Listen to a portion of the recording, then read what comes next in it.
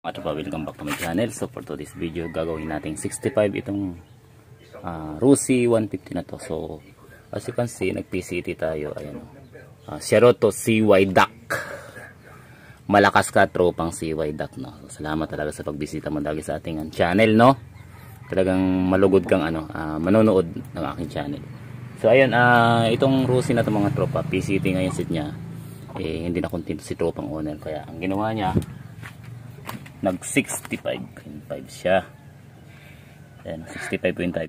Alright mga tropa, nakuha na nga natin yung pina-reborn natin na block ng Rusi 150 Euro tanke yun.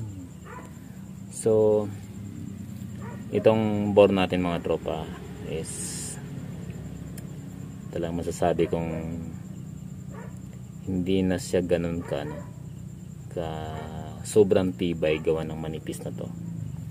So ang gagawin na lang natin mga tropa ay babawiin natin sa compression na ideal at tunong maayos.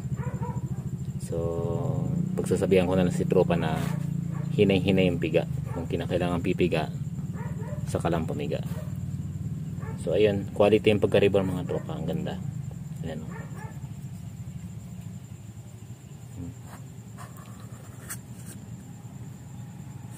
Yun. So salpa ko mamaya dito mga tropa, sukatin ko kung saktuhan yung ratio. Okay, so yun mga tropa, dahil maka over compression tayo, ibabawas tayo dito sa part na to para sumakto yung compression natin. Speed lang mo na hanggang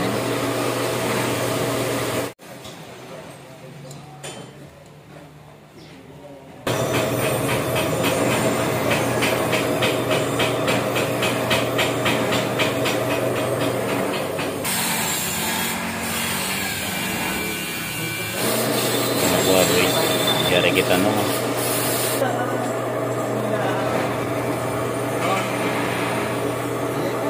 Ato pa. Kumain na nga tayo. Ayun, sobrang suwabe ng pagkakagawa ni tropang machinist. Talagang napakagaling. So, ang ginawa natin mga tropa, yun nga, pinahapyaw natin ng konti para yung ating compression hindi sobra. Ayun. As you can see, hindi na talaga sa pamukha ng kanina, sobrang taas. Itong labi na to mga tropa is lubog na to. So lubog na siya. Pag titingnan nyo lang, parang parang dome or semi-dome siya, pero ang totoo lubog to. So to be safe, kaya natin yan ginawa. Yung mga tropa, nagtaas tayo ng konti ng cam. Yung 7.0 ginawa nating 7.2. Ayun mga tropa, mag-check na tayo ng ating compression dito sa Rusi ni tropang owner. So update mamaya mga tropa. So, alright mga tropa, update natin sa ginagawa nating Rusi 150 na naka 65.5. Mga tropa, hindi ko lang na video or na picturean yung lining. Yung lining kasing luma, tawag nito, hindi mo na nagpalit si tropang owner. Sabi niya bibili na lang siya online. Ang hilig kasi sa online yan. So online pa, Shopee pa. So tawag nito, ayan, nakabit ko na. Tapos nakadoom pa din siya, pero babawas pa tayo ng konti ng doom. Yung mga nakagamitan ganitong piston mga tropa, alam nila yung issue o yung problema kung bakit ganyan pa rin. Nagbawas na ako ng dome niyan, pero ganyan pa rin yung hogis. So yung mga legit lang nakakaalam yan. Now itong head, okay na yan. Yung port niya okay na, and then lilinisin ko na lang yan. Tapos konting silip sa port kung kailangan pang hilutin. And yun, hopefully mga tropa, mapaanda natin ngayong araw, no. At ito pala yung ano yung sa preno mga tropa. Ayan. So nakataas kasi yan ng ganyan. Yan, nakataas yan ng ganyan. Yan. So iwan ko ba kay tropa. Nung nabili niya daw to gano'n na. Mga tropa, nakataas na yung preno. Mas mataas pa yung preno kaysa sa kanyang foot peg. So ang ginawa natin, nagkatayo dyan. Yan sa part na yan. And then bahala na. Tapos kinat din natin dito. Ipipihit natin para mas proper pa rin yung tapakan. So abang na lang mamaya mga tropa. Still naka 30 pa rin ang carb, pero mas maganda sana kung 32. Pero alam ko napaplano si tropang Onel na bumili ng 32. Sa ngayon kasi mga tropa dito sa 65.5 durog na siya sa budget. Talagang sobrang hirap ng pera. Siya naman may gusto na na mag sit up. Siya nga pala mga tropa, nakaka-relate dito yung mga may asawa na Makati pa din. Yung sabi papagawa lang daw sa akin or ipapaayos. Hindi pa ayos tropang owner Jonas pasira. So pasira yung ginawa namin mga tropa. Mas mataas yung load nito kaysa sa yan sa Rosy ko. Kasi yung akin 65 lang, ito 65.5. So sabi ko sa kanya smooth lang yung piga. So stock part yan, stock part.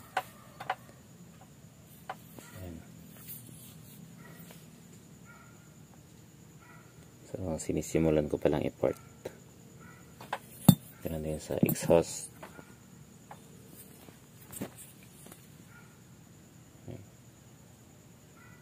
Stock port.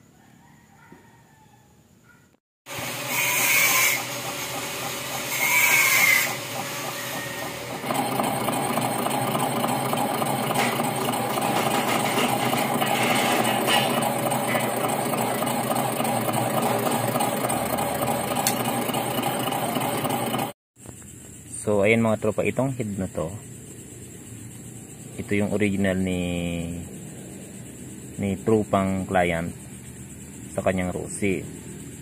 So ang dami na natin ginawa dito. Nag valve lapping tayo, palit tayo ng barbula, tapos dinouble check natin yung valve guide. Okay naman siya, mas bago pa to kaysa doon sa ipinalit natin sa Rosy ni tropang owner. So wala na akong ibang na maisip mga tropa kung bakit siya nausok, kaya pinalitan ko ng lipan head.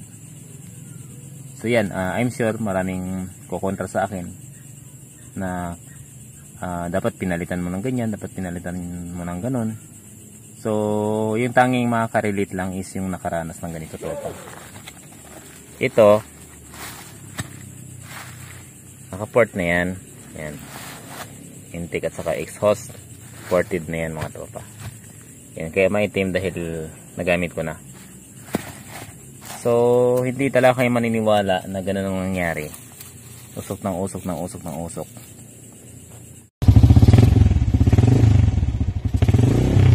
Na sobrang kapal ng usok. Yung animoy butas na talaga yung ring, sobrang luwag na ng ring. Pero FYI mga tropa, yung piston kit na yan is ano yan, brand new yan mga tropa. Nagtaka ako kasi yung break in na ginawa ko sa Rosy 150 ko, iparehas lang dyan sa unit na pinagkakapitan nito. So ang dami nga nang ginawa. Pinag-swap ko na sila ng black set ng Rosy ko at saka yung Rosy niya. Yan, pinag-swap ko ng black yan. So I decided to change the head na lang. Kasi yun lang yung nakikita ko mga tropa, na chance talaga na matanggal yung usok. So from this head, ito na yung head na ginamit ko. So finally mga tropa, naging okay. So, sobrang tagal na ng motor na to sa akin mga tropa, halos kalating buwan na. Natapos din natin. Ayan siya. So ayun mga tropa, tapos na yung motor na to. Itong head na to is panglipan. So yung originally yung head niya, stock niya, kaso mausok, so nag-swap, pinalitan. Piston 65 lang, yung 65.5 niya nag-swap kami. nabugos. So ako yung nagsusuffer ngayon mga tropa kasi sobrang taas ng kompresyon ng kanya. Ito yung sa Rossi na motor ko. So ayoko sana ng mataas kaso yun na yung tabas niya. At saka yung piston na nagamit natin mga tropa doon. Yan. Sobrang taas ng kompresyon yan. Gusto ko sana ganitong kompresyon lang para smooth lang. And yung astig yung ano mo yung cable mo wala, hindi aabot. Wala. Grabe no. Okay lang din kasi hindi rin napapirsa, di ba? So ayun mga tropa, yung itong head na to pag titingnan mukhang napaka old school talaga. Ano to boss yung mga bolt nito may mga tatak na lipan. Yan. So na original na CG. Original na China. So ito mga tropa, yung head na to nabili lang natin ng scrap. 2,000 buong makina, may chassis na bulok-bulok. Hindi ganito kabulok, mas bulok dito.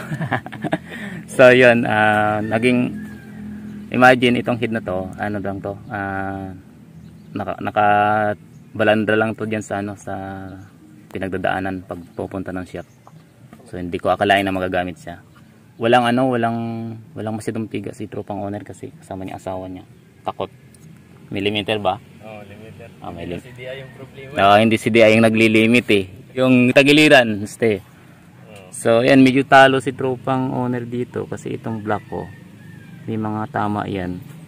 Kasi nga yung sa Rossi mga tropa, manipis lang to yung part na to yung kanyang pins. Pag sinikwat na hindi na binasa ng gasolina yung gasket uli, nagkakaroon ng ganyan.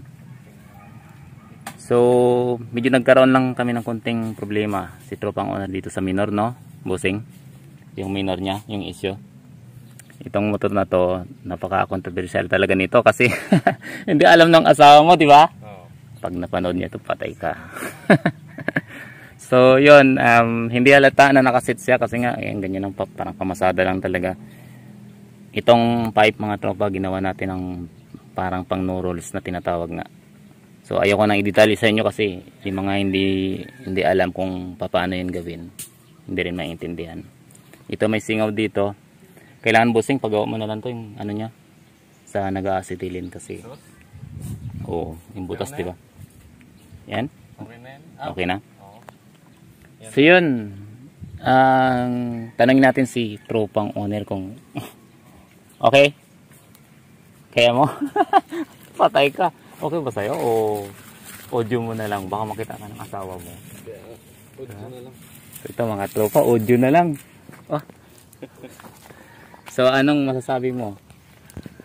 Masasabi ko talaga dito, legit talaga na Mowers to guys. Mga tropa, patay siya sa asawa niya kaya ayaw niya ipakita yung mukha. Secret lang to guys Okay. Ano lang muna tayo dito, wala muna tayong face reveal. Loki lang. Loki lang. So bali, goods na goods talaga. Ano lang, may limit lang talaga ako daw makabirit. Dito yung limit Dyan yung limit. Iwang ang limit. Yun, siguro ngayon din ako may sibak ng mga naka-FI. Sibak talaga. Masisibak na ako ng ni Mrs. pagka Nako, iinit to sa'yo niyan si Mindanao Drag Race. Para kang si niyan, Aroy. Sino to? Si Mac Rider. Si Mac Rider. Patay tayo doon.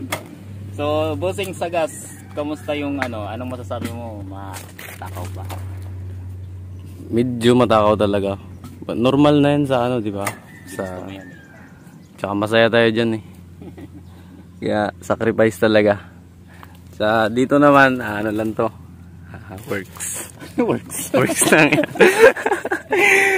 May budget tayo para dito pero dito wala. Ayos no? Di ba?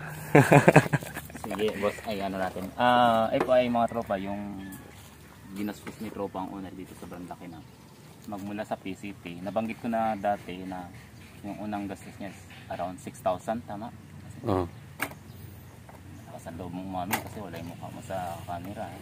So lahat-lahat mga tropa yung gastos niya kulang-kulang 16,000 magmula sa PCT hanggang ngayon na naka 65 na siya. So doon sa mga nagbabalak talaga mag-set, hindi ganun kadali. Una siyempre yung budget. Pag wala kayong budget, wala kayong ganito. Oh. So yun. Inuna lang natin to kasi ano, pang scam. Oh, yan talaga yun siya. Tawag dito, ano kasi ito siya? Ganyan lang yung looks niya. Hindi mo akalaing may load siya kasi tingnan niyo naman yung tire. Fender, pakita mo, Fender, pakita mo. Oh. Fender. Oh, ayan oh. Stock yung Fender, ha? Ayan oh. Stock oh. Oh. Scam yan. Scam yan. Oh, yung preno dito, pakita mo, pakita mo. Oh, ayan po. Ano yan oh. Oh, walang preno, may plate pero walang. Pakita mo yung bracket mo, pakita mo, ayan. Oh. Yan, oh. Oh, ayan oh. Kaya sa mga nagbabalak diyan mag-dis.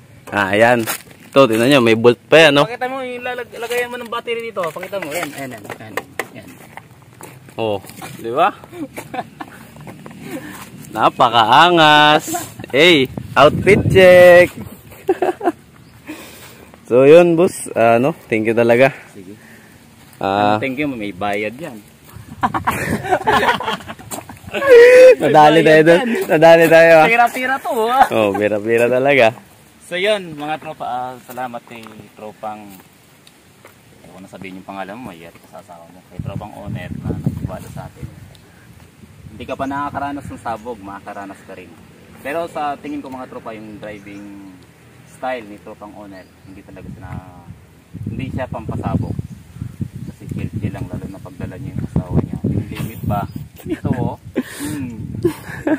So yan mga tropa, salamat sa panonood ng ating video. Ayun, subscribe kayo guys.